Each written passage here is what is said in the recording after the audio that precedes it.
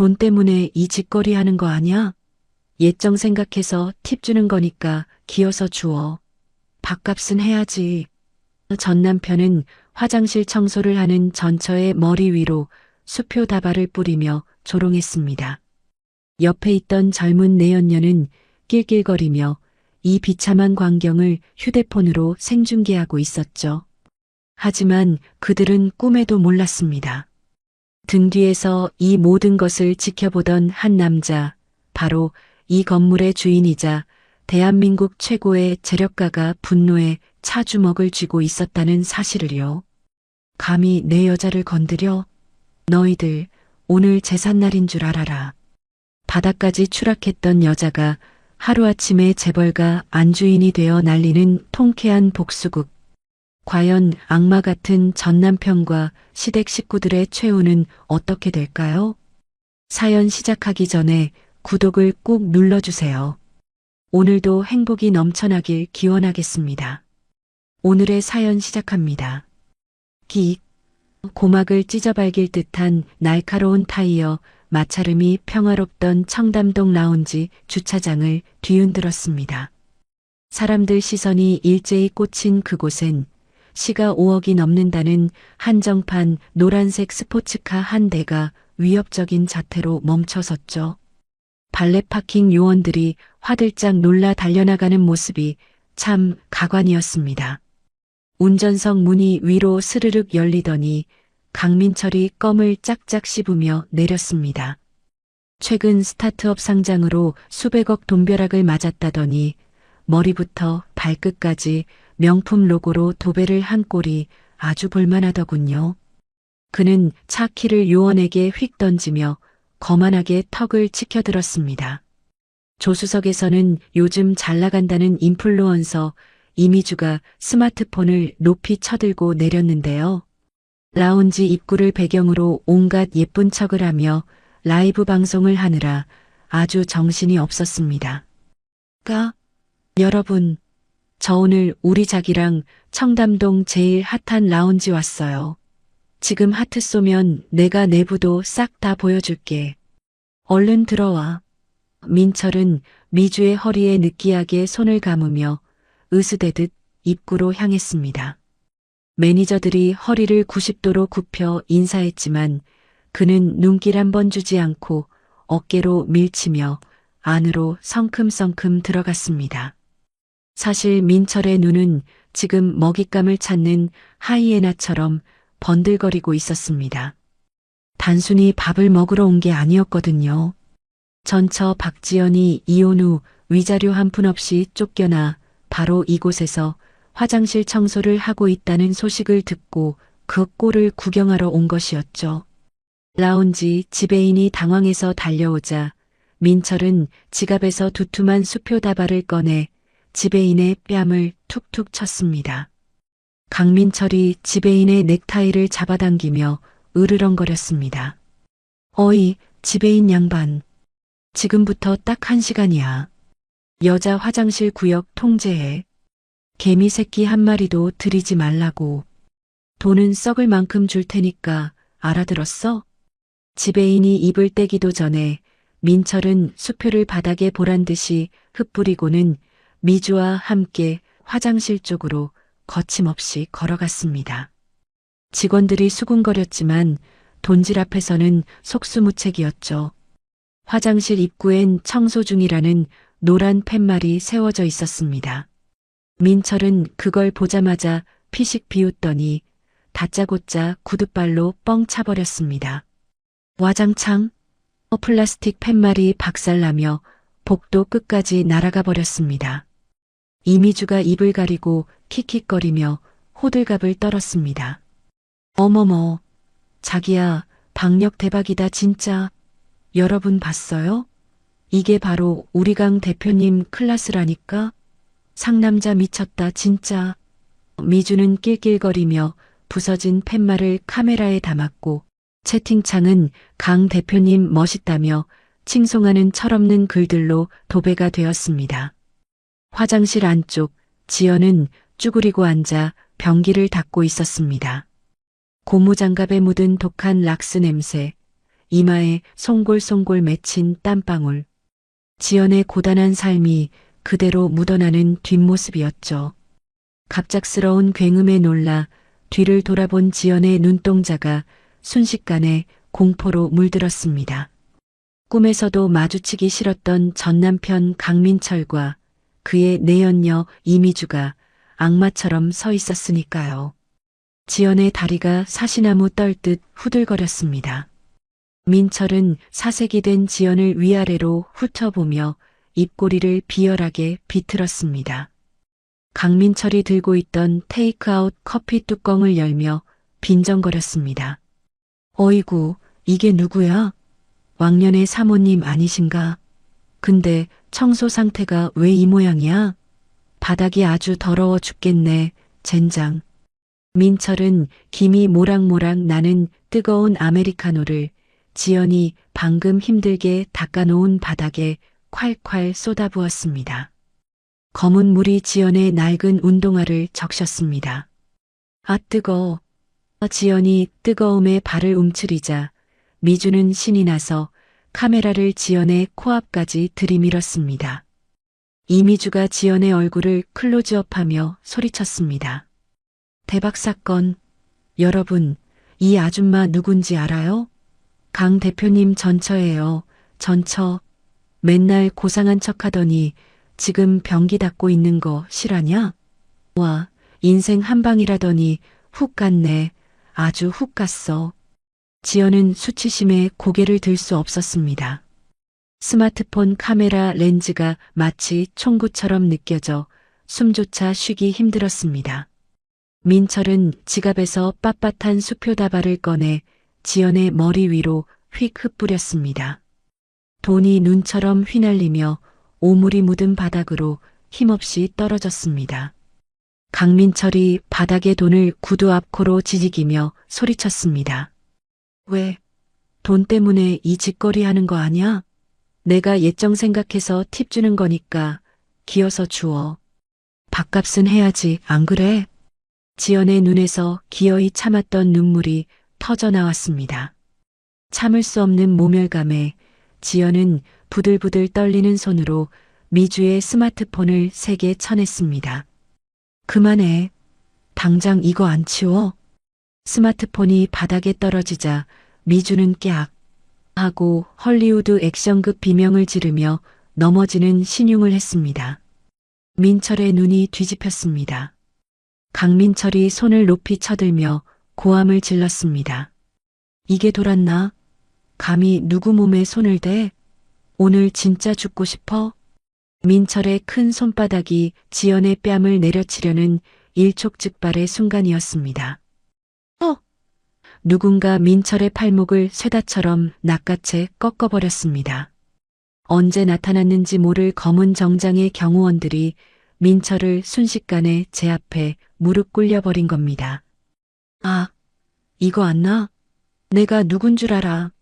너네 다 죽었어. 민철이 발버둥 쳤지만 소용없었습니다. 그때 경호원들 뒤로 압도적인 분위기의 남자가 걸어 들어왔습니다. 185cm의 훤칠한 키, 차가운 분노가 서린 눈빛, 바로 투자업계의 거물 김상훈이었습니다. 상훈은 바닥에 널브러진 돈과 커피 자국, 그리고 공포에 질려 떨고 있는 지연을 보자 표정이 무섭게 굳어졌습니다. 민철은 상훈을 보고 눈이 휘둥그레졌습니다. 대학 시절 늘 열등감을 느꼈던 동기 녀석이 왜 여기에 있는 건지 파악이 안 됐으니까요. 상훈은 민철을 벌레 보듯 무시하고 곧장 지연에게 다가갔습니다. 그는 더러운 바닥에 주저없이 한쪽 무릎을 꿇고 지연의 떨리는 손을 따뜻하게 잡았습니다. 김상훈이 자신의 재킷을 벗어 지연의 어깨에 걸쳐주며 다정하게 속삭였습니다. 늦어서 미안해, 지연아. 많이 놀랐지? 이제 괜찮아. 지연은 멍하니 상훈을 바라봤습니다. 인생의 가장 밑바닥에서 만난 구원자. 그의 재킷에서 나는 은은한 향기가 지연의 코끝을 스쳤습니다. 상훈은 지연을 일으켜 세워 자신의 등 뒤로 숨겼습니다. 그리고 경호원에게 잡혀있는 민철을 향해 고개를 천천히 돌렸습니다. 방금 전의 다정함은 온데간데없고 눈빛에는 살기가 가득했죠. 김상훈이 낮고 묵직한 목소리로 지시했습니다. 영업방해, 모욕죄, 주거 침입이다. 당장 경찰 불러. 쓰레기는 분리수거도 아까우니까 바로 매립해버려. 민철의 얼굴이 하얗게 질렸습니다. 강민철이 핏대를 세우며 악을 썼습니다. 야, 김상훈, 나야 강민철. 친구한테 1억이냐? 너 지금 실수하는 거야. 김상훈이 피식 웃으며 차갑게 쏘아붙였습니다. 친구? 내 친구 목록에 너 같은 범죄자는 없어. 당장 끌어내. 그때 바닥에 떨어진 미주의 스마트폰에선 라이브 방송이 여전히 켜져 있었습니다. 이 기막힌 반전 드라마를 수만 명이 지켜보고 있었던 거죠. 상우는 지연의 어깨를 감싸 안으며 카메라를 똑바로 응시했습니다. 김상훈이 선언하듯 또렷하게 말했습니다. 똑똑히 봐라. 이 사람은 내 약혼녀다. 그리고 곧 이 건물의 안주인이 될 뿐이기도 하지. 그 말에 미주는 턱이 빠질 듯 입을 떡 벌렸습니다. 채팅창은 대박 반전이라며 폭발하고 있었죠. 경호원들은 민철과 미주를 짐짝처럼 들어올렸습니다. 두 사람은 짐승처럼 질질 끌려나갔고 라운지 로비에 있던 VIP 손님들은 그 꼴을 보며 혀를 찼습니다. 이거나 내가 누군 줄 알아. 민철의 비명은 로비 밖으로 처참하게 멀어졌습니다. 화장실에 남은 상우는 지연의 젖은 눈가를 닦아주며 따뜻하게 안아주었습니다. 지연은 그제야 긴장이 풀린 듯 상훈의 품에서 참았던 울음을 터뜨렸습니다. 폭풍 같은 재회, 그리고 이제 처절한 복수의 서막이 올랐습니다. 서울의 야경이 파노라마처럼 펼쳐진 한남동 최고급 펜트하우스. 거실은 숨막힐 듯 고요했습니다. 은은한 조명 아래 김상훈은 소파에 앉아 있는 박지연 앞에 따뜻한 허브차를 내려놓았습니다. 지연은 아직도 현실이 믿기지 않는지 찻잔을 쥔 두 손을 바들바들 떨고 있었죠. 조금 전 겪었던 화장실에서의 악몽과 지금 이 공간의 괴리감이 너무나 컸으니까요. 상우는 그런 지연의 옆에 조용히 앉아 낡은 가죽 다이어리 하나를 꺼냈습니다. 세월의 때가 묻은 표지를 넘기자 빛바랜 사진 한 장과 빽빽한 글귀들이 드러났습니다. 김상훈이 사진을 손끝으로 쓸어내리며 덤덤하게 입을 열었습니다. 기억나? 너 대학 때 도서관에서 밤새우다 졸고 있으면 내가 몰래 캔커피 두고 도망갔던 거. 그때부터였어. 내가 너를 마음에 담았던 게. 지연의 눈이 커졌습니다. 다이어리에는 20년 전부터 시작된 상훈의 짝사랑이 고스란히 적혀 있었습니다. 지연이 민철과 연애를 시작했을 때의 상실감, 결혼 소식을 들었을 때의 절망, 그리고 이혼 후 그녀가 사라졌을 때 미친 듯이 찾아 헤맸던 날들의 기록까지. 그것은 단순한 일기장이 아니라 한 남자가 한 여자를 향해 바친 헌신의 역사였습니다. 지연은 뜨거운 눈물을 뚝뚝 흘리며 다이어리를 가슴에 품었습니다. 세상 모두가 자신을 버렸다고 생각했는데 가장 높은 곳에 있는 남자가 가장 낮은 곳에 있던 자신을 오랫동안 지켜보고 있었다니 얼어붙었던 마음이 눈 녹듯 사라지는 기분이었습니다. 박지연이 물기 어린 목소리로 물었습니다. 왜 이제야 나타난 거야? 내가 얼마나 무서웠는데, 얼마나 비참했는데. 상우는 지연을 와락 끌어안았습니다. 그의 품은 단단하고 따뜻했죠. 김상훈이 지연의 머리카락에 입을 맞추며 맹세하듯 속삭였습니다. 이제 다시는 널 혼자 두지 않아. 내 눈에서 눈물 나게 한 그 쓰레기들, 내가 피눈물 흘리게 만들어줄게. 나만 믿어. 두 사람의 그림자가 벽에 하나로 겹쳐지며 깊은 밤은 그렇게 위로와 사랑으로 채워져 갔습니다. 반면 강남경찰서 유치장에서 풀려난 강민철의 밤은 지옥 그 자체였습니다. 그는 찢어진 명품 정장을 대충 걸친 채 오피스텔로 돌아와 진열장에 있던 양주병을 닥치는 대로 꺼내 마셨습니다. 독한 술이 식도를 타고 넘어가자 참을 수 없는 분노가 폭발했습니다. 쨍그랑 그는 마시던 잔을 벽에 힘껏 던져 박살을 냈습니다.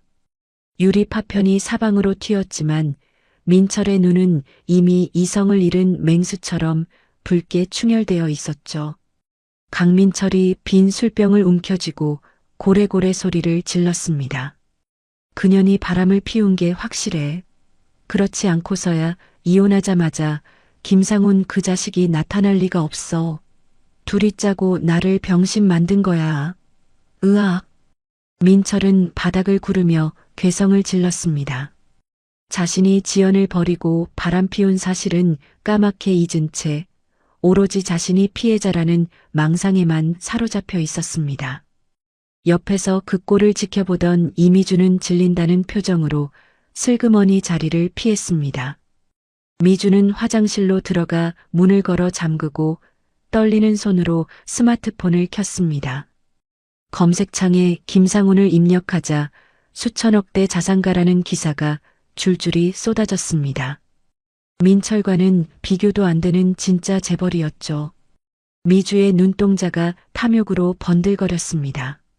그녀는 거울을 보며 가슴골이 훤히 드러나는 옷매무새를 가다듬고 셀카를 찍었습니다. 그리고 상훈의 SNS 계정을 찾아 다이렉트 메시지를 보냈습니다. 회장님, 오늘 일은 오해예요. 저도 강민철한테 속았거든요. 사실 회장님 팬이었어요. 위로해드리고 싶은데 따로 뵐 수 있을까요? 전송 버튼을 누른 미주는 회심의 미소를 지었습니다. 남자는 다 똑같지. 내 미모면 김상훈도 별 수 있겠어? 라며 착각에 빠진 것이죠. 펜트하우스에서 이 메시지를 확인한 상훈은 헛웃음을 터뜨렸습니다. 그는 지연에게 핸드폰 화면을 보여주었습니다. 김상훈이 싸늘하게 웃으며 말했습니다. 이것 봐. 끼리끼리 논다더니 아주 가관이네. 내 전남편이 데리고 다니는 여자가 나한테 이런 사진을 보냈어. 지연은 미주가 보낸 선정적인 사진과 메시지를 보고 기가 막혀 말이 나오지 않았습니다. 하지만 이내 그녀의 눈빛이 차갑게 가라앉았습니다. 더 이상 당하고만 있던 예전의 박지연이 아니었으니까요. 박지연이 상훈의 손을 잡으며 단호하게 말했습니다. 이걸 이용해.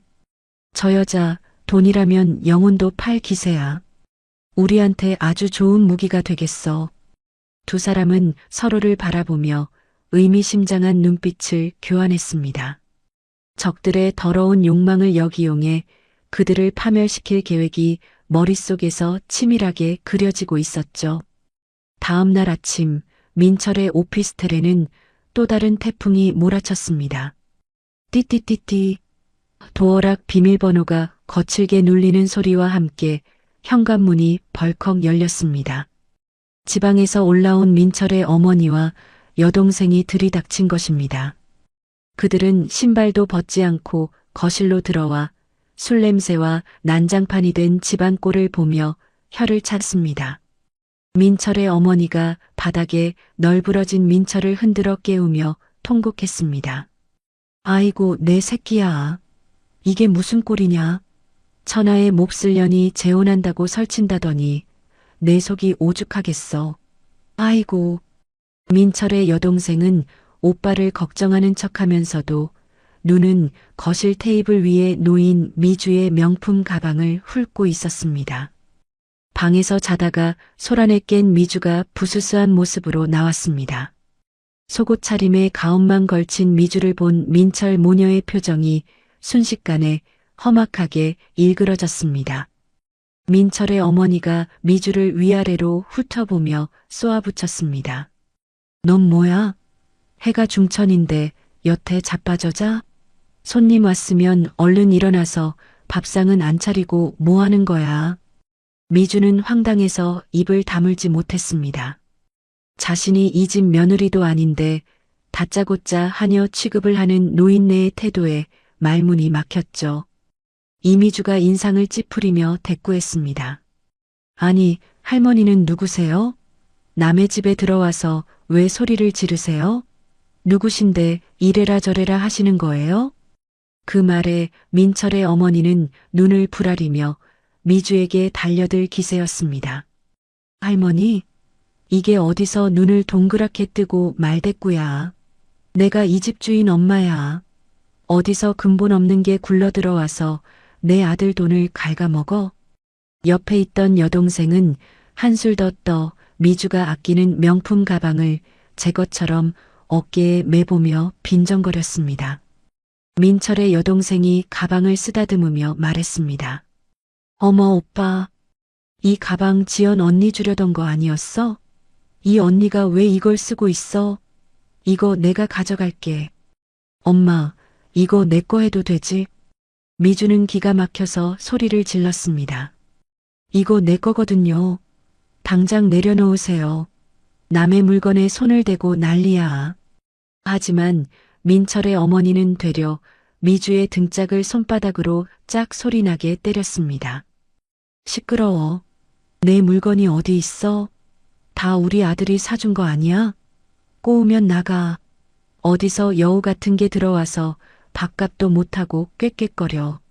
숙취로 머리를 감싸 쥐고 일어난 민철은 이 난리통을 말리기는커녕 어머니 편을 들었습니다. 강민철이 짜증 섞인 목소리로 미주에게 소리쳤습니다. 아, 시끄러워 죽겠네. 엄마 오셨으면 물이라도 떠올 것이지. 넌 뭐 잘했다고 대들어? 가서 꿀물이나 타와. 당장? 미주는 그 순간 머릿속에서 뭔가가 툭 하고 끊어지는 소리를 들었습니다. 젠틀한 척, 돈 많은 척하던 민철이 사실은 마마보이에 불과했고 그 집안 식구들은 상식이라곤 통하지 않는 족속들이라는 걸 깨달은 것이죠. 미주는 억울함에 입술을 깨물며 부엌으로 향했지만 그녀의 눈은 민철을 향한 경멸로 차갑게 식어가고 있었습니다. 한편 펜트하우스의 지연은 완전히 달라진 모습으로 변신하고 있었습니다. 상훈이 부른 VIP 전담 스타일 팀이 도착해 그녀를 머리부터 발끝까지 꾸며주었습니다. 푸석했던 머릿결은 윤기 흐르는 우아한 웨이브로 바뀌었고 화장기 없던 얼굴은 생기 넘치는 귀부인의 얼굴로 다시 태어났습니다.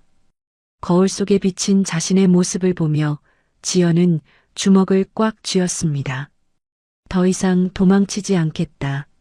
내 인생을 망친 그들에게 똑같이 갚아주겠다는 결연한 의지가 눈동자 속에서 타올랐습니다. 상우는 그런 지연의 뒤에서 어깨를 감싸며 거울 속에 그녀와 시선을 맞췄습니다. 김상훈이 확신에 찬 목소리로 말했습니다. 준비됐어? 이제 사냥을 시작해야지. 지연은 고개를 끄덕이며 차가운 미소를 지었습니다. 복수의 칼날은 이미 예리하게 갈려 있었고 이제 그 칼끝은 민철의 목을 겨누고 있었습니다. 다음 날 아침 대한민국 경제신문 일면은 말 그대로 발칵 뒤집혔습니다. 투자의 귀재 김상훈 대표, 첫사랑과 세기의 결혼 발표 대문짝만하게 실린 기사에는 지연과 상훈이 서로를 꿀 떨어지는 눈빛으로 바라보며 손을 맞잡은 사진이 실려 있었습니다. 포털 사이트 검색어 순위는 1위부터 10위까지 온통 김상훈, 박지연, 그리고 그들의 러브스토리로 도배가 되었죠. 댓글창에는 현실판 신데렐라다, 남자가 진짜 찐사랑이네라며 축복하는 글들이 넘쳐났습니다. 하지만 이 뉴스를 지옥 불구덩이 속에서 보는 남자가 있었습니다. 강민철은 자신의 집무실에서 신문을 구겨버리다 못해 갈기갈기 찢어발겼습니다. 으악! 민철은 책상 위에 있던 컴퓨터 모니터를 들어 바닥으로 내동댕이 쳤습니다. 와장창 모니터 액정이 박살나며 파편이 사방으로 튀었고 사무실 밖에서 눈치를 보던 직원들은 공포에 질려 어깨를 움츠렸습니다. 강민철이 비서에게 찢어진 신문 조각을 집어 던지며 고함을 질렀습니다. 야, 당장 홍보팀 불러. 이거 기사 내리라고 해. 돈이 얼마가 들든 상관없으니까 당장 내리라고. 비서가 파랗게 질린 얼굴로 뒷걸음질 치며 대답했습니다. 네, 대표님. 이미 모든 언론사에 다 퍼져서 막을 수가 없습니다. 그리고 지금 주주들이 대표님 사생활 문제로 항해 전화를 닥쳐, 닥치라고. 내가 망하는 꼴 보고 싶어서 환장했어? 민철은 의자를 발로 차며 난동을 부렸습니다. 직원들은 하나둘씩 슬금슬금 짐을 싸기 시작했습니다. 미친 선장과 함께 침몰하는 배에 타고 있을 사람은 아무도 없었으니까요. 같은 시각 민철의 오피스텔. 민철의 어머니와 여동생은 거실 바닥에 앉아 스마트폰으로 지연의 기사를 보며 부들부들 떨고 있었습니다. 배가 아파서 죽을 지경이었죠. 자신들이 하녀처럼 부려먹던 며느리가 재벌가 사모님이 되어 온갖 호사를 누린다는 사실을 도저히 받아들일 수가 없었던 겁니다. 민철의 어머니가 허벅지를 주먹으로 내리치며 악을 썼습니다. 아이고 배야, 내가 저런 걸 며느리로 데리고 살았다니. 저 복덩이를 내가 내 발로 걷어찼어. 아이고 억울해. 옆에 있던 여동생은 질투심에 눈이 멀어 흉측한 계획을 떠올렸습니다. 그녀는 맘카페와 유튜브 레카 채널 리스트를 뒤적거리고 있었죠. 민철의 여동생이 비릿한 웃음을 흘리며 말했습니다. 엄마, 억울해만 하고 있을 거야? 우리가 못 먹는 감 찔러나 봐야지. 전현 저거 절대로 행복하게 못 살아. 내가 아주 매장을 시켜버릴 거야. 민철의 어머니가 눈을 번뜩이며 물었습니다. 뭐 좋은 수라도 있냐? 위자료라도 좀 뜯어낼 수 있겠어? 위자료가 문제야?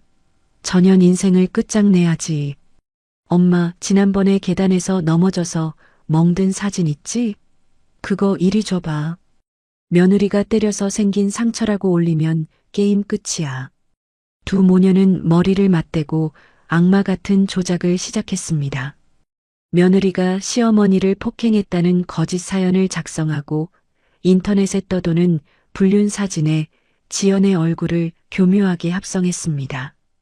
포토샵으로 만든 사진 속 지연은 낯선 남자와 팔짱을 끼고 모텔로 들어가는 듯한 모습이었죠. 조작은 허술했지만 자극적인 걸 좋아하는 대중들을 속이기엔 충분했습니다. 충격 단독 예비 재벌 사모님 피양의 두 얼굴. 시어머니 폭행하고 바람 피워 이혼당했다? 자극적인 제목의 게시물이 대형 맘카페와 유튜브 레카 채널에 동시다발적으로 올라갔습니다.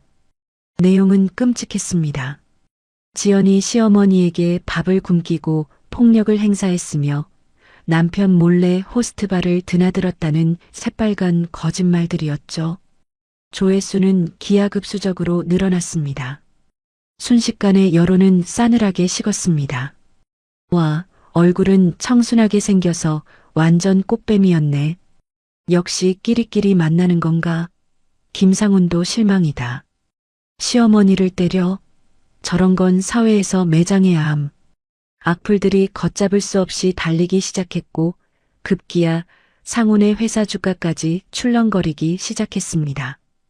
펜트하우스에서 평화로운 오후를 보내던 지연의 핸드폰이 미친 듯이 울리기 시작했습니다. 지인들의 걱정 문자, 그리고 모르는 번호로 쏟아지는 욕설 문자들. 지연은 떨리는 손으로 기사를 확인했습니다. 자신의 얼굴이 합성된 저질스러운 사진과 입에 담기도 힘든 악플들을 본 순간 지연의 숨이 턱 막혀왔습니다. 지연은 가슴을 부여잡고 과호흡 증세를 보이며 바닥으로 쓰러졌습니다. 과거 시댁에서 겪었던 모욕과 폭언들이 환청처럼 귓가에 맴돌았습니다. 이 쓸모없는 년, 나가 죽어. 어디서 남자를 꼬셔? 과거의 망령이 지연의 목을 조르는 것 같았습니다. 지연은 식은땀을 흘리며 사시나무 떨듯 떨었습니다. 그때 상훈이 달려와 지연을 와락 끌어안았습니다. 김상훈이 지연의 귀를 막으며 다급하게 외쳤습니다. 지연아, 보지 마. 핸드폰 보지 마. 나 봐. 내 눈만 봐. 상훈은 지연의 손에서 핸드폰을 빼앗아 멀리 던져버렸습니다. 그리고 공포에 질려 동공이 풀린 지연의 얼굴을 감싸쥐고 눈을 맞췄습니다. 김상훈이 단호하고 강인한 목소리로 말했습니다. 이거 다 가짜야. 내 잘못 아니야. 저 쓰레기들이 마지막 발악을 하는 거야. 내가 해결해. 내가 다 죽여버릴 거야. 그러니까 숨 쉬어. 제발 숨 쉬어, 지연아. 상훈의 따뜻한 체온과 간절한 목소리에 지연은 겨우 숨을 골랐습니다.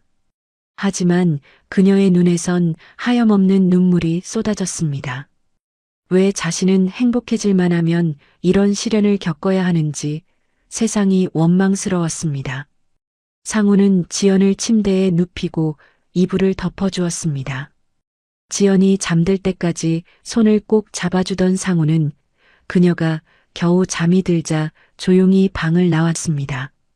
거실로 나온 상훈의 표정은 방금 전 지연을 위로하던 다정한 남자의 얼굴이 아니었습니다. 지옥에서 올라온 악마도 두려워할 만큼 차갑고 잔혹한 분노가 서려 있었죠. 상훈은 비서실장에게 전화를 걸었습니다. 김상훈이 낮게 으르렁거리며 지시했습니다. 지금 당장 법무팀, 홍보팀 전원 소집해. 그리고 국내 최고의 디지털 포렌식 팀 섭외해서 펜트하우스로 보내. 비용은 백지수표로 준다고 해. 전화기 너머 비서실장이 당황하며 물었습니다. 회장님, 공식 입장은 어떻게 낼까요? 대응 수위를 어느 정도로? 김상훈이 말을 자르며 서늘하게 대답했습니다. 대응? 아니, 이건 전쟁이야. 선처 따위는 없어. 그 인간들 뼈 한 조각도 못 추리게 밟아버릴 거니까 싹 다 준비해. 상훈은 창밖을 바라보며 주먹을 꽉 쥐었습니다. 유리창에 비친 그의 눈빛은 활활 타오르고 있었습니다. 감히 내 여자를 건드린 대가가 얼마나 혹독한지 보여주겠다는 섬뜩한 다짐이었죠. 한편 민철의 어머니와 여동생은 자신들이 올린 글이 대박이 났다며 낄낄거리고 있었습니다. 하지만 그들은 꿈에도 몰랐습니다. 그 행동이 자신들의 목을 조를 올무가 되어 돌아오고 있다는 사실을 말이죠. 폭풍 전야의 긴장감이 대한민국을 뒤덮고 있었습니다. 김상훈의 펜트하우스 거실은 더 이상 안락한 휴식처가 아니었습니다. 거대한 전쟁 상황실로 변해 있었죠. 국내 1위 로펌의 에이스 변호사들, 그리고 국정원 출신의 디지털 포렌식 전문가들이 긴 테이블을 가득 메우고 앉아 살벌한 침묵 속에 키보드만 두드리고 있었습니다. 공기 중에는 팽팽한 긴장감이 감돌았고 상훈의 눈빛은 그 어느 때보다 차갑게 빛나고 있었습니다.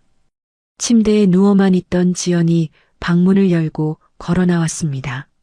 링거 바늘을 제 손으로 뽑아낸 그녀의 팔에는 붉은 핏방울이 맺혀 있었지만 눈빛만은 확연히 달라져 있었죠. 더 이상 울기만 하던 약한 여자가 아니었습니다. 그녀는 자신을 걱정스럽게 바라보는 상훈에게 다가가 단호하게 말했습니다. 박지연이 입술을 깨물며 또렷하게 말했습니다. 나 이대로 안 당해. 그 사람들이 원하는 게 내가 무너지는 거라면 보란 듯이 짓밟아 줄 거야. 지연은 자신의 낡은 핸드폰을 포렌식 팀장에게 건넸습니다. 그리고 클라우드 계정의 비밀 폴더를 열었습니다. 그곳에는 지연이 지난 3년 지옥 같은 시집살이를 견디며 모아둔 생존의 기록들이 고스란히 담겨 있었습니다. 시어머니가 밥값도 못하는 년이라며 욕설을 퍼붓는 녹취 파일, 민철이 유흥업소 마담과 주고받은 문자와 입금 내역, 그리고 미주가 민철에게 오빠 와이프 언제 쫓아낼 거야? 라고 보낸 메시지 캡처본까지. 판도라의 상자가 열리는 순간이었습니다. 변호사들이 탄성을 내뱉으며 증거들을 분류하기 시작했습니다. 한 변호사가 흥분한 목소리로 외쳤습니다. 사모님, 이건 핵폭탄급입니다. 이 정도면 민형사상 소송은 물론이고 강민철 씨를 사회적으로 완전히 매장시킬 수 있습니다. 포렌식 팀장도 모니터를 가리키며 다급하게 보고했습니다. 회장님 찾았습니다. 악성 게시글과 합성 사진을 올린 IP 주소, 정확하게 강민철의 오피스텔로 확인됐습니다. 그리고 사진 메타데이터를 분석해보니 조작 흔적이 100% 나옵니다. 원본 사진도 확보했습니다. 그냥 길거리 지나가는 행인을 합성했더군요. 상우는 모니터 속 민철의 오피스텔 주소를 보며 서늘한 미소를 지었습니다. 김상훈이 주먹을 꽉 쥐며 낮게 음조렸습니다. 걸려들었어. 이제 쥐새끼들을 몰아넣을 차례야. 같은 시각 민철의 오피스텔은 그야말로 아수라장이었습니다. 민철의 회사가 투자자들의 소송으로 위기에 처했다는 소문이 돌자 주주들이 회사 앞으로 몰려가 드러누웠다는 뉴스가 나오고 있었거든요.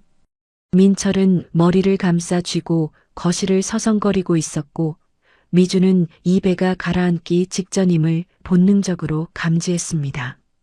이미주는 눈알을 굴리며 계산기를 두드렸습니다.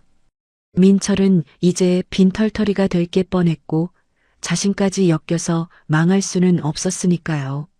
미주는 민철에게 다가가 팔짱을 끼는 척하다가 슬쩍 말을 꺼냈습니다. 이미주가 짜증 섞인 목소리로 말했습니다. 오빠, 나 솔직히 좀 무서워. 우리 당분간만 좀 떨어져 있을까? 오빠 정리될 때까지만 나 친구 집에 가 있을게. 그 말에 민철의 눈이 확 뒤집혔습니다. 강민철이 미주의 머리채를 휘어잡으며 소리쳤습니다. 뭐, 떨어져 있어? 야, 너 지금 나 망할 것 같으니까 도망가려는 거지? 이 의리 없는 년아.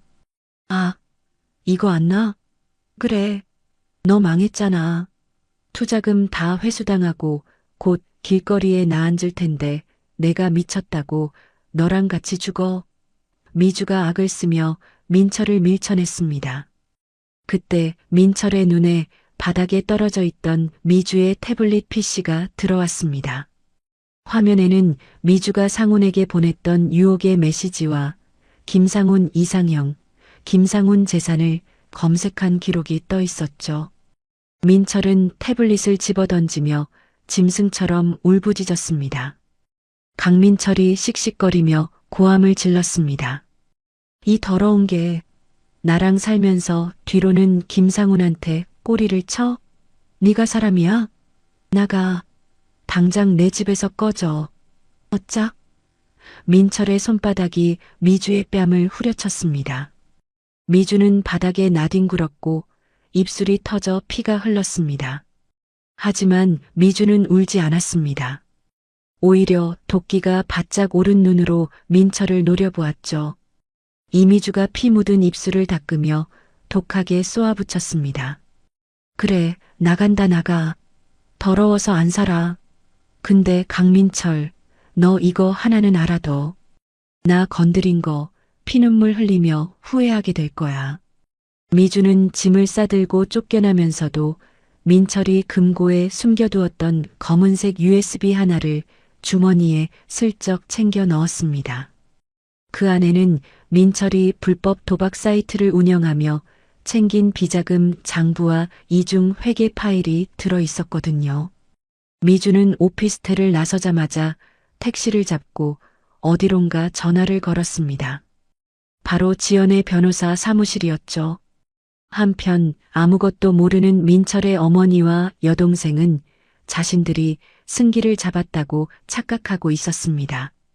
그들은 김상훈의 회사 본사 앞으로 찾아가 재벌 회장이 불륜녀와 결혼한다라고 적힌 큼지막한 피켓을 들고 1인 시위를 시작했습니다. 민철의 여동생은 스마트폰 거치대를 세워두고 유튜브 생방송을 켰습니다. 민철의 여동생이 카메라를 보며 가증스러운 눈물을 흘렸습니다. 여러분, 우리 불쌍한 오빠 좀 살려주세요. 저 여자가 우리 오빠 피를 말리고 시어머니를 때렸어요. 후원금 보내주시면 정에 구현하는 데 쓰겠습니다. 감사합니다. 채팅창에는 속아 넘어간 사람들의 후원금이 띠링띠링 터졌고 두 모녀는 들어오는 돈을 보며 킬킬거렸습니다. 그 모습은 천박함의 극치였습니다. 상훈의 사무실에서 CCTV로 이 장면을 지켜보던 지연은 치밀어 오르는 분노에 입술을 깨물었습니다. 하지만 이제 더 이상 물러서거나 참지 않았습니다. 지연은 옆에 있던 방송국 PD 후배에게 고개를 끄덕였습니다. 상훈이 미리 섭외해둔 시사 고발 프로그램의 베테랑 PD였죠. 김상훈이 차갑게 가라앉은 목소리로 PD에게 말했습니다. 저기 저 사람들, 그리고 강민철. 하나도 빠짐없이 다 찍으세요. 내일 기자회견 끝나면 바로 방송 내보낼 수 있게 편집해 주시고요. PD가 비장한 표정으로 카메라를 들고 나갔습니다. 지연은 창밖에서 시위를 벌이는 전 시댁 식구들을 내려다보며 주먹을 꽉 쥐었습니다. 박지연이 유리창에 손을 대며 나지막이 은조렸습니다. 실컷 웃어도 내일이 당신들이 웃을 수 있는 마지막 날이니까. 상훈은 지연의 어깨를 감싸 안으며 든든한 버팀목이 되어 주었습니다. 김상훈이 지연의 귓가에 속삭였습니다. 준비는 완벽해. 내일 기자회견장에서 그들의 가면을 내 손으로 직접 벗겨줄게. 넌 그냥 여왕처럼 서 있기만 하면 돼. 폭풍이 몰아치기 직전의 고요함. 모든 증거는 모였고 배우들은 제 위치에 섰습니다. 이제 화려한 조명 아래서 악인들의 추악한 민낯을 까발릴 일만 남았습니다. 내일이면 이 지긋지긋한 악연의 고리를 끊어낼 수 있다는 생각에 지연의 심장이 거세게 뛰기 시작했습니다. 결전의 날이 밝았습니다. 서울 시내 특급 호텔 그랜드 볼룸은 발 디딜 틈조차 없었습니다. 수백 명의 취재진과 유튜버들이 장비 전쟁을 벌이고 있었고 공기 중에는 불꽃이 튈 듯 팽팽한 긴장감이 흘렀습니다. 잠시 후 사회자의 안내 멘트와 함께 무대 조명이 켜졌습니다. 순백의 드레스를 입은 박지연과 턱시도를 차려입은 김상훈이 단상 위로 걸어 나왔습니다. 파바바박. 수백 대의 카메라 플래시가 동시에 터지며 눈을 뜰 수 없을 정도의 백색 성광이 쏟아졌습니다. 지연은 잠시 눈을 찡그렸지만 이내 고개를 꼿꼿이 들고 정면을 응시했습니다. 그녀의 눈빛은 더 이상 청담동 화장실에서 떨던 겁쟁이의 것이 아니었습니다. 상훈이 마이크를 잡고 입을 열려는 찰나였습니다. 쾅! 행사장 뒷문이 부서질 듯 열리며 괴성이 들려왔습니다. 비켜! 이 썩으려나! 어디서 낯짝 두껍게 결혼 발표를 해. 사람들의 시선이 일제히 뒤로 쏠렸습니다. 그곳엔 민철의 어머니와 여동생이 서 있었습니다. 그들의 손에는 검은 액체가 출렁거리는 빨간 양동이가 들려 있었죠. 경호원들이 제지하려 달려들었지만 이미 때는 늦었습니다. 민철의 여동생이 악을 쓰며 양동이를 단상 쪽으로 힘껏 집어던졌습니다. 이거나 처먹어라. 이 꽃뱀 같은 년아. 철퍼덕. 검은 액체가 단상 위로 쏟아지며 지연의 하얀 드레스 자락을 더럽혔고 역한 냄새가 순식간에 행사장 전체로 퍼졌습니다. 장례는 아수라장이 되었습니다. 기자들은 이 충격적인 장면을 놓칠세라 셔터를 미친 듯이 눌러댔습니다. 민철의 어머니는 그 틈을 타 바닥에 대자로 드러누워 통곡을 시작했습니다. 아이고, 내 팔자야. 며느리가 시어머니를 굶겨 죽이려더니 이제는 재벌 꼬셔서 호강을 하네. 여러분, 전현이 나를 때리고 집 밖으로 내쫓았습니다. 내가 증거예요, 내가.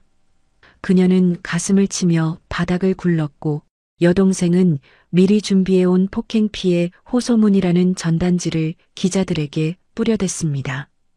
드레스에 오물이 묻은 지연은 당황하지 않았습니다. 오히려 차갑게 식은 눈으로 바닥에서 뒹구는 전 시어머니를 내려다보았습니다. 상훈이 손수건을 꺼내 닦아주려 했지만 지연은 괜찮다는 듯 손을 들어 제지했습니다. 지금은 드레스를 닦을 때가 아니라 저들의 가면을 벗겨낼 때였으니까요. 박지연이 마이크를 잡았습니다. 그녀의 목소리는 떨림없이 단단하고 매서웠습니다. 박지연이 방송실을 향해 손짓하며 명령했습니다.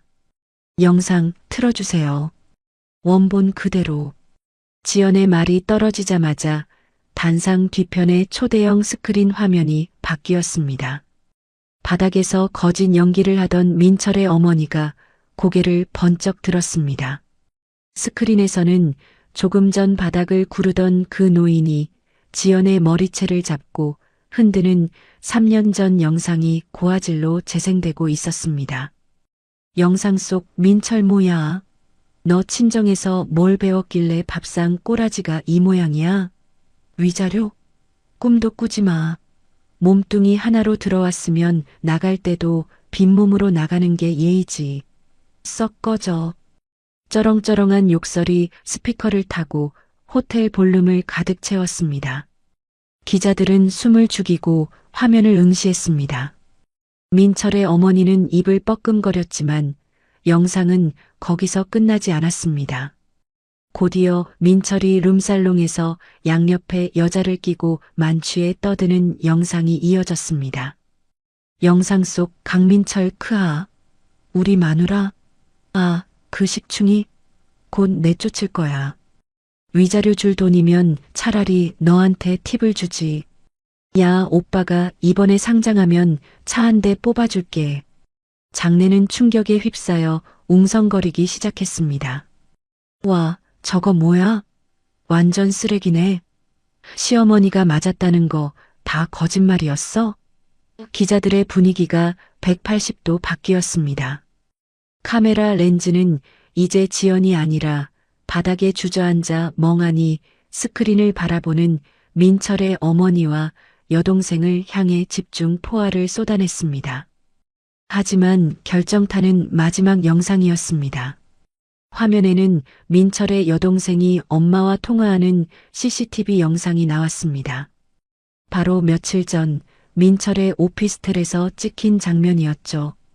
영상 속 민철 여동생, 엄마, 내가 포토샵으로 지연 언니 얼굴 모텔 사진에 합성했어. 이거 인터넷에 뿌리면 그년 인생 끝이야. 김상훈 주식도 폭락할걸. 우리가 다 박살 내버리자고. 낄낄. 이 영상이 공개되자 민철의 여동생은 비명을 지르며 얼굴을 감싸쥐었습니다. 아, 아니야. 저거 조작이야. 끄라고 해. 당장 꺼. 하지만 이미 수만 명의 라이브 시청자와 현장의 기자들이 그 추악한 모의를 똑똑히 목격한 뒤였습니다. 그때 행사장 뒷문으로 강민철이 숨을 헐떡이며 뛰어들어왔습니다. 그는 상황 파악도 못한 채 어머니가 바닥에 쓰러져 있는 것만 보고는 짐짓 효자인 척 연기를 시작했습니다. 강민철이 어머니를 부축하며 지연을 향해 삿대질을 해댔습니다. 야, 박지연, 너 우리 엄마한테 무슨 짓을 한 거야? 네가 사람이야? 폐륜녀라고 소문나니까 아주 막 나가네. 하지만 돌아오는 건 싸늘한 침묵과 경멸 어린 시선뿐이었습니다. 민철은 뭔가 이상함을 감지하고 고개를 들었습니다. 스크린에는 자신의 불륜 행각과 도박 사이트 접속 기록, 그리고 탈세 장부 내역이 엑셀 파일로 적나라하게 띄워져 있었습니다. 민철의 동공이 지진이라도 난 듯 흔들렸습니다. 다리에 힘이 풀려 그 자리에 주저앉고 말았습니다. 상훈이 마이크를 이어받았습니다. 그는 포렌식 결과 보고서를 들어보이며 선고를 내리듯 차갑게 말했습니다. 김상훈이 민철을 노려보며 단호하게 선언했습니다. 지금 보신 모든 영상은 조작 없는 원본임을 밝힙니다. 저들은 조직적으로 제 약혼녀를 매장하려 했고 허위 사실을 유포해 제 회사의 주가를 조작하려 했습니다. 저는 오늘부로 강민철 씨 회사에 투자한 300억 전액을 즉시 회수합니다. 민철이 사색이 되어 소리쳤습니다. 무슨 소리야? 지금 회수하면 우리 회사는 부도야. 상훈아, 친구야. 제발. 김상훈이 말을 끊으며 더 무섭게 몰아붙였습니다. 그리고 강민철, 당신과 당신 가족을 명예훼손, 업무방해, 사기, 그리고 무고죄로 고소합니다. 내 변호인단이 당신들이 지은 죄, 티끌 하나까지 다 찾아내서 죗값을 치르게 할 겁니다. 합의는 없습니다. 민철은 바닥을 기어가며 상훈의 바짓가랑이를 잡으려 했지만 경호원들이 그를 발로 차버렸습니다. 이거나, 상훈아, 내가 잘못했다. 한 번만 봐줘. 엄마 뭐해? 엄마가 시켜서 그랬다고 말 좀 해봐. 궁지에 몰린 민철은 이제 어머니 탓을 하며 추태를 부렸습니다. 민철의 어머니는 배신감에 치를 떨며 아들의 머리채를 잡았습니다. 이놈의 자식이, 내가 언제 시켰어? 네가 바람 피워서 이 사달이 난 거 아니냐? 아이고, 내가 자식을 잘못 키웠어. 모자가 서로 내 탓이라며 머리끄덩이를 잡고 뒹구는 막장 드라마 같은 광경이 펼쳐졌습니다.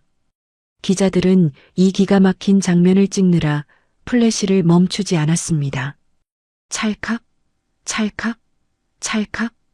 수십 대의 카메라가 그들의 몰락을 실시간으로 기록했습니다. 지연은 단상 위에서 그 아수라장을 내려다보았습니다. 오물이 묻은 드레스 따위는 전혀 부끄럽지 않았습니다. 그녀는 상훈의 손을 꽉 잡았습니다. 이제야 비로소 지난 3년의 억울함이 씻겨 내려가는 것 같았습니다. 하지만 민철의 눈은 아직 죽지 않았습니다. 모든 것을 잃었다는 절망감이 그를 미치게 만들고 있었습니다. 바닥에 짓눌린 민철의 시선이 번득이며 단상 위의 지연을 향해 고정되었습니다. 그의 손이 품속에 숨겨둔 무언가를 향해 스르르 움직이고 있었습니다. 기자회견장은 그야말로 아비규환이었습니다. 서로 머리채를 잡고 뒹구는 모자의 추태의 기자들은 셔터를 누르느라 정신이 없었고 장내의 소음은 최고조에 달했습니다. 하지만 그 소란 속에서 단 한 사람, 강민철의 시간만이 다르게 흐르고 있었습니다. 바닥에 짓눌린 민철의 귓가에는 윙윙거리는 이명 소리만 들려왔습니다. 어머니의 비명도 기자들의 질문도 들리지 않았습니다. 오직 단상 위에서 자신을 내려다보는 박지연의 차가운 눈빛만이 민철의 시야를 가득 채우고 있었죠. 그 눈빛은 마치 너는 끝났어라고 말하는 듯 했습니다. 순간 민철의 눈동자가 기이하게 뒤집혔습니다. 이성은 끊어졌고 그 자리를 채운 것은 파괴적인 광기뿐이었습니다. 내가 가질 수 없다면 부숴버리겠다는 지극히 이기적이고 끔찍한 본능이 꿈틀거렸습니다. 민철은 품속에 손을 넣었습니다. 차가운 금속의 감촉이 손끝에 닿자 그는 비릿한 웃음을 흘렸습니다. 강민철이 짐승 같은 괴성을 지르며 바닥을 박차고 일어났습니다. 으악, 다 죽어. 같이 죽자고. 그의 손에는 서슬 펄언 20cm 길이의 회칼이 들려 있었습니다. 집에서 나올 때부터 만약의 사태를 대비해 챙겨온 흉기였습니다. 민철은 경호원들이 미처 반응하기도 전에 무서운 속도로 단상을 향해 돌진했습니다. 그 모습은 흡사 폭주하는 기관차와도 같았습니다. 야, 칼이야. 저 사람 칼 들었어. 앞줄에 있던 기자가 비명을 지르며 뒷걸음질 쳤습니다. 플래시가 번쩍이는 찰나의 순간 민철은 이미 단상 위로 뛰어오르고 있었습니다. 그의 목표는 오직 하나, 박지연의 심장이었습니다. 지연은 눈앞으로 다가오는 번쩍이는 흉기를 보며 숨이 턱 막혔습니다. 도망쳐야 한다는 생각조차 들지 않을 만큼 공포가 온몸을 마비시켰습니다. 민철의 충혈된 눈과 마주친 순간 지연은 죽음을 직감하며 눈을 질끈 감았습니다. 그 절체절명의 순간이었습니다. 안 돼. 옆에 서 있던 김상훈이 본능적으로 몸을 날렸습니다. 그는 지연을 자신의 등 뒤로 밀쳐내며 민철의 칼날을 정면으로 마주했습니다. 푹 끔찍한 파열음과 함께 민철이 휘두른 칼이 상훈의 왼쪽 팔을 깊게 긋고 지나갔습니다. 상훈은 지연을 감싸 안은 채 고통스러운 신음을 내뱉으며 비틀거렸습니다. 하얀 셔츠 소매가 순식간에 붉은 선혈로 물들기 시작했습니다. 피는 뚝뚝 떨어져 지연의 오물 묻은 드레스 위로 겹쳐져 흘러내렸습니다. 강민철은 자신의 공격이 빗나가자 더욱 미친 듯이 칼을 휘두르려 했습니다. 강민철이 침을 튀기며 악을 썼습니다. 비켜. 전현 죽여버릴 거야. 비키라고. 하지만 이번엔 경호원들이 가만히 있지 않았습니다.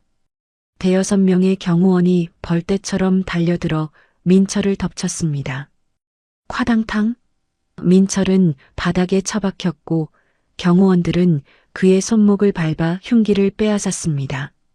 제압당의 얼굴이 바닥에 지지겨지면서도 민철은 소름 끼치는 웃음소리를 냈습니다. 강민철이 낄낄거리며 광기 어린 목소리로 중얼거렸습니다.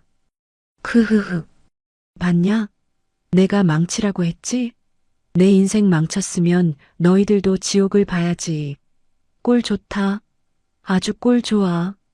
그 모습은 사람이 아니라 악기 그 자체였습니다. 기자들은 두려움에 떨면서도 이 참혹한 테러 현장을 카메라에 담았습니다. 대한민국 최고의 결혼 발표장이 순식간에 유혈 사태로 변해버린 것입니다. 지연은 쓰러진 상훈을 받아 안으며 바닥에 주저앉았습니다. 그녀의 손은 상훈의 팔에서 쏟아지는 뜨거운 피로 흥건히 젖어들었습니다. 박지연이 울부짖으며 상훈의 뺨을 두드렸습니다.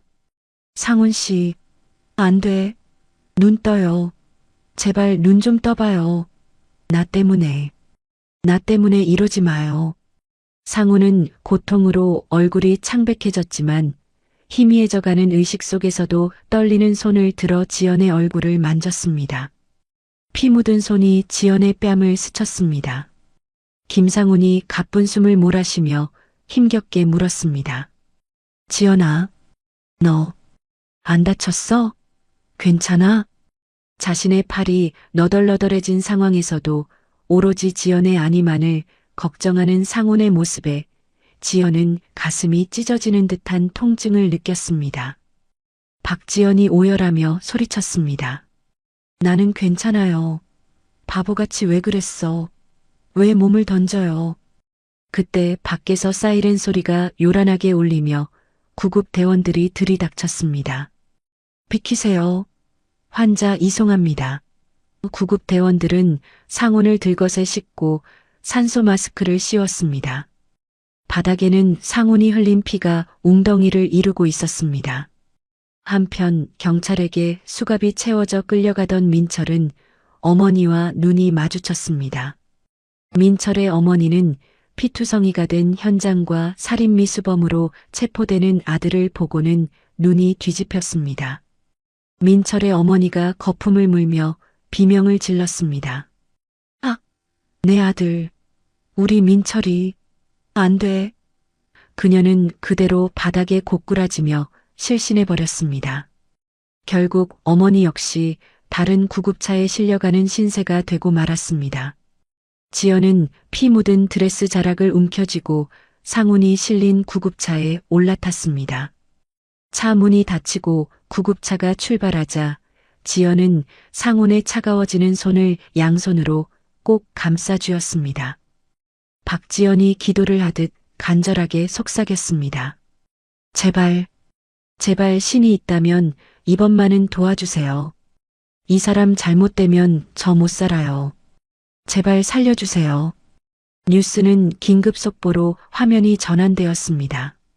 속보 재벌 회장 결혼 발표장 흉기 난동. 김상훈 대표 중상, 전 남편 현행범 체포. 앵커의 다급한 목소리와 함께 모자이크 처리된 현장 영상이 전국에 송출되었습니다. 국민들은 충격과 공포에 빠졌고 민철의 잔혹한 범죄에 치를 떨었습니다. 병원 응급실에 도착하자마자 상훈은 수술실로 급히 옮겨졌습니다. 의사가 수술실로 들어가기 전 지연에게 심각한 표정으로 말을 건넸습니다. 의사가 차트를 넘기며 무겁게 말했습니다. 보호자분, 마음의 준비를 하셔야 할 수도 있습니다. 흉기가 신경과 혈관을 건드렸을 가능성이 높습니다. 출혈량이 너무 많아서 쇼크가 올 수도 있고요. 최선을 다하겠지만 장담할 수는 없습니다. 수술실 문이 닫히고 수술 중이라는 붉은 등이 켜졌습니다. 지연은 그 앞에 털썩 주저앉았습니다. 온몸에 묻은 상훈의 피가 마치 자신의 죄인 것만 같았습니다. 지연은 피 묻은 손으로 얼굴을 감싸 쥐고 소리 없는 비명을 질렀습니다. 복수는 성공했지만 그 대가로 가장 소중한 사람을 잃을지도 모른다는 공포가 그녀를 집어삼키고 있었습니다. 복도 끝에서 민철의 광기 어린 웃음소리가 환청처럼 들려오는 듯 했습니다. 밤은 깊었고 지연의 두 번째 위기는 이제야 시작되고 있었습니다. 수술실 앞 복도의 공기는 무겁고 차가웠습니다. 붉은색 수술 중 램프가 켜진 지 벌써 10시간이 훌쩍 넘어가고 있었죠. 지연은 피가 말라붙어 뻣뻣해진 드레스를 입은 채 망부석처럼 의자에 앉아 있었습니다. 그녀의 손은 기도를 하느라 하얗게 질려 있었고 입술은 바짝 타들어가고 있었습니다. 제발, 제발 살려만 주세요. 제가 다 잘못했습니다. 지연은 속으로 수천 번, 수만 번 빌었습니다. 상훈이 잘못된다면 자신도 따라가겠다고 독한 마음을 먹으면서요. 딩동. 마침내 수술실 램프가 꺼지고 마스크를 쓴 집도이가 피곤한 기색으로 걸어 나왔습니다. 지연은 감전된 듯 자리에서 튀어올라 의사에게 매달렸습니다. 박지연이 떨리는 목소리로 물었습니다. 선생님, 상훈 씨는요? 살았나요? 네. 의사가 땀을 닦으며 안도의 한숨을 내쉬었습니다. 의사가 미소를 지으며 말했습니다. 천만다행입니다. 칼이 경동맥을 1cm 차이로 비껴갔어요. 신경 손상도 거의 없어서 재활만 잘하면 후유증 없이 회복하실 겁니다. 정말 기적입니다. 아, 감사합니다. 감사합니다. 지연은 그 자리에 주저앉아 펑펑 울음을 터뜨렸습니다. 긴장이 풀리자 온몸에 힘이 빠져나갔지만 그 눈물은 이제 슬픔이 아닌 감사의 눈물이었습니다. 며칠 뒤 상훈은 중환자실을 거쳐 일반 병실로 옮겨졌습니다. 마취에서 깨어난 상훈이 눈을 뜨자마자 찾은 것은 역시 지연이었습니다. 지연이 병상 옆에서 쪽잠을 자고 있자 상훈은 링거를 맞지 않은 손으로 그녀의 머리카락을 조심스럽게 쓸어 넘겼습니다. 인기척에 눈을 뜬 지연은 상훈과 눈이 마주치자마자 울먹거렸습니다. 김상훈이 장난기 섞인 목소리로 힘겹게 말했습니다. 결혼식 망쳐서 미안해. 드레스 다 버렸네. 박지연이 상훈의 가슴에 얼굴을 묻으며 대답했습니다. 지금 드레스가 문제예요? 당신 죽는 줄 알고 내가 얼마나 무서웠는데. 다시는 그러지 마요.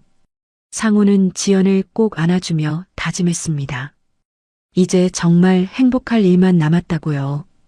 반면 구치소 독방에 수감된 강민철의 현실은 생지옥이었습니다. 살인 미수범이라는 꼬리표는 감옥 안에서도 최하위 계급을 의미했습니다. 게다가 여자를 때리고 칼로 찌르려 했다는 소문이 퍼지자 험악한 수감자들은 민철을 가만두지 않았습니다. 같은 방을 쓰는 조폭 출신 수감자가 민철의 머리를 발로 밟으며 으르렁거렸습니다. 야, 강남 졸부. 너 돈 많다며? 근데 여자를 칼로 쑤셔? 아주 질이 나쁜 새끼네 이거. 강민철이 비굴하게 빌며 말했습니다. 형님 살려주세요. 제가 나가면 영치금 두둑하게 넣어드릴게요. 제발 때리지만 마세요. 하지만 돌아오는 건 비웃음과 주먹뿐이었습니다. 영치금? 야, 뉴스 못 봤냐? 너네 회사 상장 폐지됐어. 너 이제 거지야, 임마. 민철은 믿을 수 없다는 표정으로 멍해졌습니다. 변호사 접견 때 들은 소식은 더 절망적이었습니다. 상장 폐지로 주식은 휴지 조각이 되었고 채권단들이 가압류를 걸어 전 재산이 동결되었다는 것이었죠. 심지어 국선 변호사조차 민철의 변론을 포기하겠다고 나섰습니다. 강민철이 감옥 차가운 바닥에 머리를 박고 오열했습니다. 아니야. 내 돈, 내 회사, 다 내 건데. 이건 꿈이야. 민철의 오피스텔 상황도 다르지 않았습니다. 쾅. 법원 집행관들과 빚쟁이들이 들이닥쳐 현관문을 강제로 뜯어냈습니다. 민철의 어머니와 여동생이 비명을 지르며 저항했지만 역부족이었습니다. 집행관이 거실의 TV, 소파, 심지어 냉장고에까지 빨간색 압류 딱지를 덕지덕지 붙였습니다. 민철의 어머니가 집행관의 바짓가랑이를 잡고 늘어졌습니다. 이거 나요. 이거 우리 아들이 사준 거야. 내 냉장고라고. 못 가져가. 빚쟁이 중 한 명이 어머니를 거칠게 밀쳐내며 소리쳤습니다. 아줌마, 아들이 빚을 졌으면 갚아야지. 남의 돈 떼먹고 잘 살 줄 알았어? 당장 안 비켜? 민철의 여동생은 구석에 쭈그리고 앉아 벌벌 떨고 있었습니다. 엄마, 우리 이제 어디 가서 살아? 갈 데도 없잖아. 화려했던 오피스텔은 순식간에 쓰레기장이 되었고 두 모녀는 입고 있던 옷까지 몇 개만 챙겨서 길거리로 쫓겨났습니다. 차가운 바람이 부는 거리 한복판에 내동댕이 쳐진 꼴이 참으로 처량했습니다. 갈 곳이 없어진 민철의 어머니는 지푸라기라도 잡는 심정으로 상훈이 입원한 병원을 찾아갔습니다. 그녀는 병실 문 앞에서 무릎을 꿇고 앉아 지연이 나오기만을 기다렸습니다.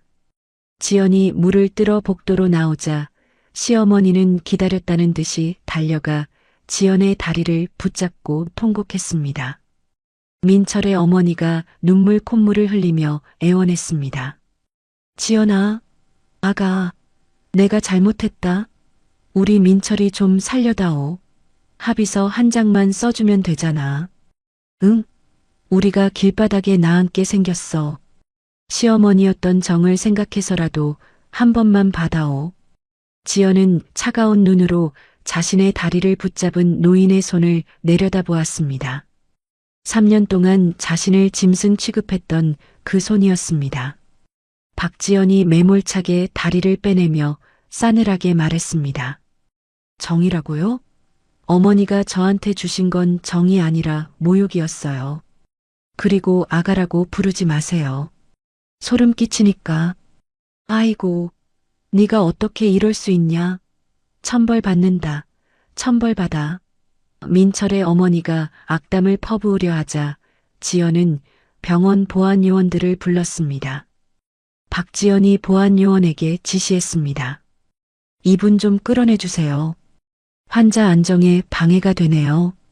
다시는 얼씬도 못하게 해주시고요.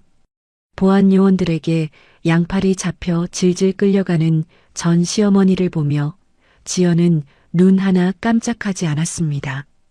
용서는 반성하는 사람에게나 하는 것이지 악어의 눈물을 흘리는 사람에게 베푸는 것이 아니라는 걸 뼈저리게 깨달았으니까요. 한편 야반도주를 시도했던 이미주는 더욱 끔찍한 상황에 처해 있었습니다.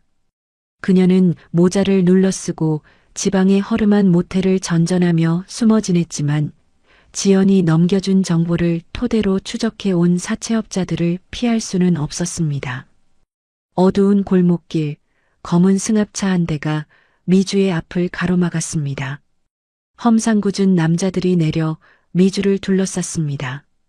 이미주가 뒷걸음질 치며 덜덜 떨었습니다. 누구세요? 사람 살려요. 사채업자가 미주의 머리채를 휘어잡으며 으르렁거렸습니다. 어딜 도망가? 강민철이 빌려 쓴 돈, 보증인이 너라며? 돈 못 갚으면 몸으로라도 떼어야지. 미주는 발버둥 쳤지만 남자들의 힘을 당해낼 수 없었습니다. 그녀는 비명을 지르며 승합차 안으로 끌려 들어갔고 차는 어둠 속으로 사라졌습니다. 화려한 명품과 쾌락만을 쫓던 그녀의 인생이 나락으로 떨어지는 순간이었습니다. 그리고 대망의 선고 공판날. 법정은 엄숙했습니다. 피고인석에 선 강민철은 죄수복을 입고 덥수룩한 수염에 퀭한 눈을 하고 있었습니다. 예전에 거만했던 모습은 온데간데 없었죠. 방청석 맨 앞줄에는 휠체어를 탄 상훈과 그의 손을 꼭 잡은 지연이 앉아 있었습니다. 판사가 판결문을 낭독했습니다. 피고인 강민철은 계획적으로 피해자를 해하려 했으며 반성의 기미가 전혀 없고 죄질이 매우 불량하다. 또한 다수의 경제범죄 혐의가 인정되는 바 피고인에게 징역 15년을 선고한다. 땅. 판사 봉소리가 법정에 울려 퍼지자 민철이 발작하듯 소리를 질렀습니다. 강민철이 피고인석 난간을 잡고 흔들며 고함을 쳤습니다. 15년? 말도 안 돼. 난 억울해. 이거 다 모함이야. 판사님, 다시 판결해 주세요. 교도관들이 달려들어 난동을 부리는 민철을 제압했습니다. 민철은 바닥에 질질 끌려나가면서도 지연을 향해 고개를 돌려 악을 썼습니다. 박지연, 너 두고 봐. 내가 나가면 가만 안 둬. 죽여버릴 거야. 지연은 그런 민철을 똑바로 응시했습니다. 두려움 따위는 없었습니다. 그저 한심하고 불쌍한 인간을 보는 연민조차 없는 눈빛이었죠. 민철의 목소리가 철문 뒤로 사라지자 법정에는 평온한 정막이 찾아왔습니다. 상훈이 지연의 손을 잡으며 따뜻하게 웃었습니다. 김상훈이 부드러운 목소리로 말했습니다. 끝났어. 이제 정말 다 끝났어, 지연아. 박지연이 상훈의 어깨에 머리를 기대며 대답했습니다. 네. 정말 긴 악몽이었어요. 고마워요. 내 곁에 있어줘서. 두 사람은 서로를 의지하며 법정을 나섰습니다. 법원 밖에는 따사로운 햇살이 그들을 비추고 있었습니다. 이제 그들 앞에는 그늘 없는 눈부신 미래만이 펼쳐져 있었습니다. 1년이라는 시간이 흘렀습니다. 지중해의 보석이라 불리는 이탈리아 포르토피노, 에메랄드빛 바다가 끝없이 펼쳐진 그곳에 호화 요트 한 대가 한가로이 떠 있었습니다. 따사로운 햇살 아래 선글라스를 낀 박지연은 샴페인 잔을 들고 바다를 바라보고 있었습니다. 1년 전 화장실에서 쭈그리고 앉아 울던 그 초라한 여자는 온데간데 없었습니다. 명품 리조트 룩을 우아하게 소화한 그녀에게서는 이제 범접할 수 없는 귀부인의 아우라가 뿜어져 나왔으니까요. 김상훈이 지연의 뒤에서 허리를 감싸 안으며 부드럽게 속삭였습니다. 무슨 생각을 그렇게 해? 바다보다 당신이 더 눈부신데. 지연은 뒤를 돌아 싱긋 웃으며 상훈의 볼에 입을 맞췄습니다. 박지연이 행복에 겨운 목소리로 대답했습니다. 그냥 꿈만 같아서요. 1년 전만 해도 난 지옥에 살고 있었는데 지금은 이렇게 천국에 와 있다는 게 믿기지가 않아서. 상훈은 지연의 손을 잡고 자신의 왼쪽 팔뚝을 보여주었습니다. 민철의 칼에 맞았던 흉터 위에는 이제 J&S라는 두 사람의 이니셜이 세련된 타투로 새겨져 있었습니다. 상처를 사랑의 증표로 승화시킨 것이었죠. 김상훈이 지연의 약지에 5캐럿 다이아몬드 반지를 끼워주며 말했습니다. 흉터는 지워지지 않아도 그 기억은 덮을 수 있어. 앞으로 우리 인생엔 꽃길만 있을 거야. 사랑해, 지연아. 두 사람은 바다 위에서 건배하며 영원한 사랑을 맹세했습니다. 갈매기들의 울음소리마저 축복처럼 들리는 평화로운 오후였습니다. 하지만 같은 시각 대한민국 어느 교도소의 풍경은 정반대였습니다. 빛 한 줄기 제대로 들어오지 않는 독방. 퀴퀴한 곰팡이 냄새가 진동하는 그곳에 죄수 번호 3840번 강민철이 웅크리고 앉아 있었습니다. 덥수룩하게 자란 수염과 초점 없는 눈동자. 그는 더 이상 사람이 아니었습니다. 기익, 기익. 민철은 손톱으로 시멘트 벽을 긁어대며 중얼거리고 있었습니다.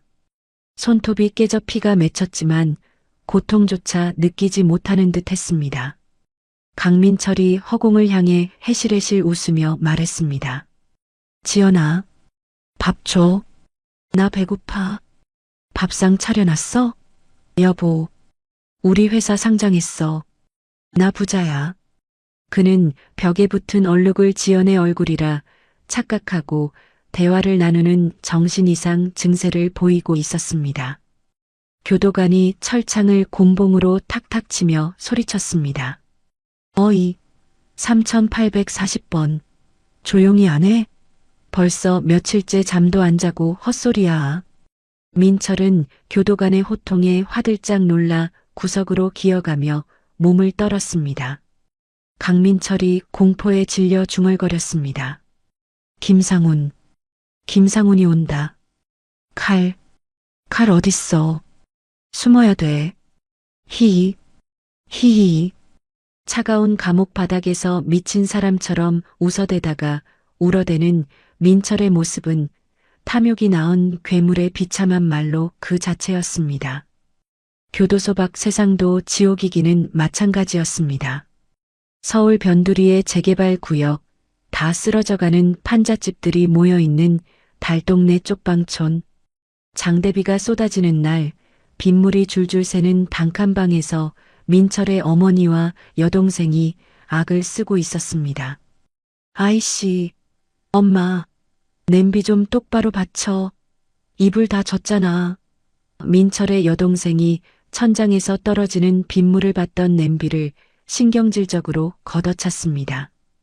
민철의 어머니는 폐지를 주워 번 돈으로 사온 컵라면 하나를 끓여놓고 딸과 서로 먹겠다고 젓가락 싸움을 하고 있었습니다. 민철의 어머니가 젓가락으로 딸의 손등을 때리며 소리쳤습니다. 이년아, 애미 입은 주둥이고 내 입만 입이야? 내가 밖에서 하루 종일 박스 주울 때 넌 방구석에서 뭐 했어? 민철의 여동생이 지지 않고 대들었습니다. 아, 진짜 짜증나게. 오빠가 감방만 안 갔어도 내가 이 고생 안 해. 엄마가 그때 지연 언니한테 좀만 잘해줬어도 우리가 위자료 뜯어서 잘 살았을 거 아니야. 다 엄마 탓이야. 이게 미쳤나? 네가 인터넷에 글만 안 올렸어도 고소는 안 당했어. 이 썩을려나. 두 모녀는 서로의 머리채를 잡고 좁은 방 안을 뒹굴었습니다. 과거 며느리를 하녀 부리듯 하며 떵떵거리던 시절은 온데간데였고 이제는 짐승처럼 으르렁거리는 비참한 현실만이 남았을 뿐입니다. 서울역 지하도 입구. 노숙자들이 모여있는 그곳에 낡은 신문지를 이불 삼아 덮고 있는 여자가 있었습니다. 한때 명품으로 온몸을 감았던 이미주였습니다. 헝클어진 머리와 때 묻은 얼굴은 그녀가 누구인지 알아볼 수 없을 정도였죠. 미주는 추위에 떨며 바닥에 깔린 신문을 뒤적이다가 일면 기사를 보고 멈칫했습니다. 김상훈 회장의 아내 박지연 이사장, 소외계층 위한 다시 봄재단 설립 기사 속 지연은 눈부시게 아름다운 모습으로 활짝 웃고 있었습니다. 이미주가 떨리는 손으로 신문 속 지연의 얼굴을 어루만지며 헛웃음을 터뜨렸습니다. 누구는 쓰레기통 뒤지는데, 누구는 재단을 만드네. 인생, 참. 미주는 주머니에서 찌그러진 소주팩을 꺼내 단숨에 들이켰습니다. 독한 술 기운으로도 비참한 현실은 잊히지 않았습니다. 그녀는 신문을 덮어쓰고 웅크리며 흐느꼈습니다. 자신이 걷어찬 복이 얼마나 큰 것이었는지 뼈저리게 후회했지만 되돌릴 길은 없었습니다. 며칠 뒤 서울의 한 호텔 연회장. 지연이 설립한 다시 봄재단 창립 기념 파티가 성대하게 열렸습니다. 정재계 인사들과 수많은 후원자가 지켜보는 가운데 지연이 단상에 올랐습니다. 박지연이 마이크 앞에 서서 담담하고 힘있는 목소리로 연설을 시작했습니다. 박지연이 청중을 둘러보며 말했습니다. 저는 긴 겨울을 보냈습니다. 차갑고 어두운 터널 속에서 혼자라고 생각했습니다. 하지만 제 손을 잡아준 한 사람 덕분에 다시 봄을 맞이할 수 있었습니다. 이제 제가 받은 그 따뜻한 햇살을 아직 겨울 속에 계신 분들과 나누고 싶습니다. 우레와 같은 박수가 터져 나왔습니다. 지연은 무대 아래에서 자신을 바라보는 상훈을 향해 손을 뻗었습니다.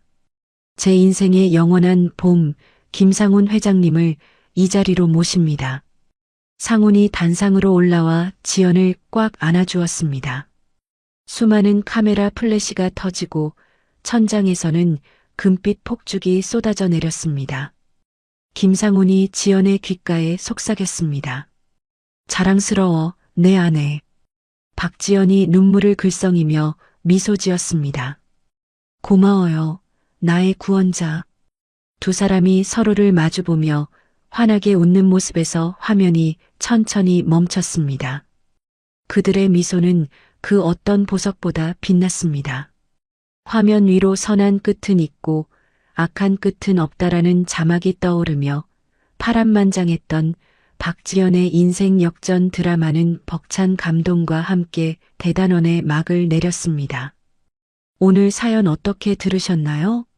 조강지철을 헌신짝처럼 버리고 돈과 쾌락만을 쫓던 강민철의 말로는 결국 정신이 나가버린 차가운 감옥 독방이었습니다.